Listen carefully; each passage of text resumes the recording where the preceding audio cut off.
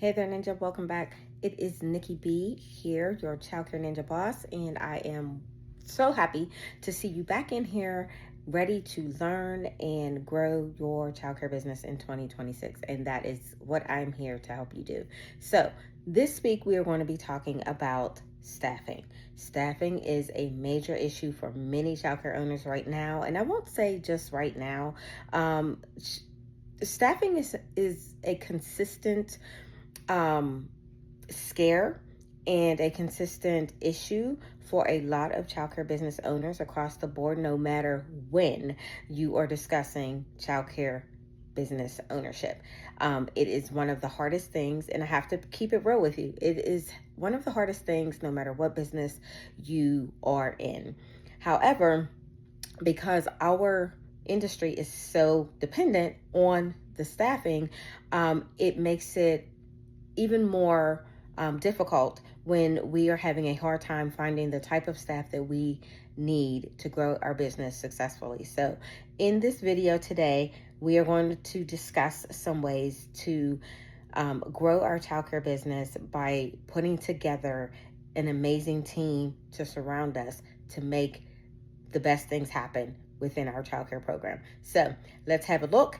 Let's learn some things today, and then we'll come back and discuss a few more things, because we do not want to be that childcare business that you see or hear about on the news with the nightmare staff. Okay, so let's find out how to not be that childcare business, and let's find out how to grow our business successfully with an amazing team surrounding us. Check this out. If you're a childcare owner, you know that building a fantastic team is probably one of your biggest, if not the biggest challenge. So today, we're walking through a blueprint designed to help you hire people who actually share your vision and your passion. This is how you stop just filling spots and start building a real legacy. I mean, come on. How many times have you thought this or even said it out loud just this week? It's that frustrating, totally exhausting feeling that keeps so many amazing business owners completely stuck. But here's the tough reality. When you hire out of desperation, you're pretty much guaranteed to get desperate results. The real key here is to shift your entire mindset. We have to stop reacting to empty spots and start proactively building what I call a success team. So, what's really at the core of this problem? For a lot of owners, it's being trapped in the endless interview loop. And trust me, it's doing a lot more damage than you might think. This is the real cost, right here. It's not just about the frustration of a no-show. The crucial point is that every single hour you spend stuck in this loop is an hour you aren't spending on marketing, on your curriculum, or on your big picture business strategy. It's a cycle that is actively holding you back from growth. Okay, so how do we break free from that loop? Well, the very first step is to automate your foundation. This is all about strategically taking that repetitive, time-sucking work right off your plate so you can finally focus on what's actually going to move the needle. And the first practical step you can take is to bring on what's called a hiring partner. Think of a service like ADP. By outsourcing all the nuts and bolts, the payroll, the paperwork, you literally reclaim dozens of hours every single month. You get to stop being a paper pusher and start being a team builder. And listen, this isn't a luxury. It's a strategic move to get back your most valuable asset, your time. Now, with that foundation automated, you can finally focus on the next critical piece, assembling your success team. And the principle here is so simple, but so important. You cannot, and you absolutely should not, do everything yourself. That is a one-way ticket to burnout, not success.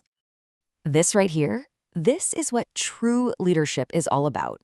Your job as the owner isn't to be the best teacher and the best bookkeeper and the best marketer. No way. Your job is to find people who are amazing in those specific areas and then empower them to do their absolute best work.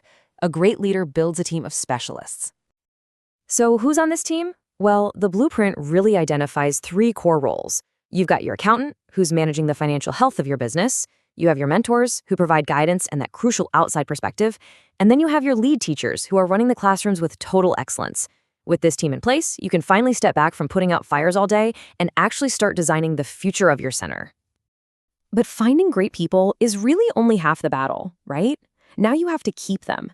And that's where the final pillar of this blueprint comes in.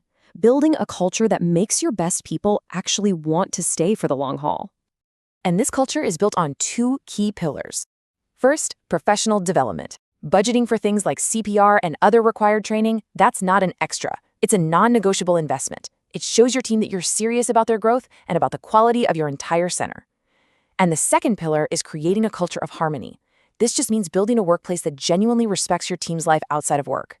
When people feel valued and supported, they develop this deep loyalty that finally stops that revolving door of staff turnover for good.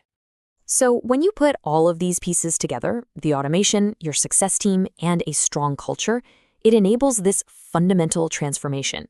It's what allows you to finally make the move from being bogged down in the day-to-day grind to stepping into your true role as the CEO. Ultimately, this entire blueprint leads to one really important question for you. It's time to think about where you are right now and where you really want to be. Are you ready to truly lead, to strategize, and to grow your business? So let's make this a real conversation. What is your single biggest hiring struggle right now? Drop it in the comments below. Let's learn from each other. Thanks so much for watching. Okay, Ninja, so I hope that you were able to get a lot of information from that video that will help you continue to grow your childcare business and that will help you pick the team that works for you.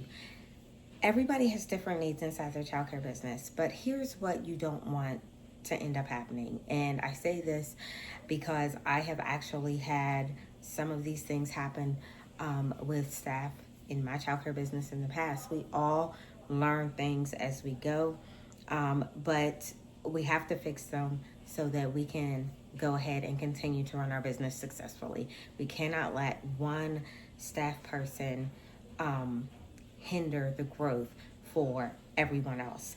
So you don't want to end up with a staff that is falling asleep, with a staff who is constantly coming in late, with a staff that is constantly calling off. These things all hinder your childcare business, and it is unprofessional. It is a disservice to your families that you serve, and also to the other people in your team, and it's not something that you want to continue to deal with over and over again. So whereas I have been guilty, like some of you, of just trying to fill the space and fill the slot and have the body, please do not fall into that trap. Make sure that you are screening the people that you are bringing into your childcare business. Some of the things that you definitely want to consider doing may include checking social media of the potential people that come in. Yes, we all have private lives, and yes, you have a life outside of the business, outside of your program. We're entitled to that. Everyone's entitled to that. However, you can gain a lot of cues of what you will be dealing with at some point, or may possibly deal with at some point, by checking people's social media. People are so active on that now, and sometimes it can kind of warn you, give you some foresight as to what you may be dealing with down the line.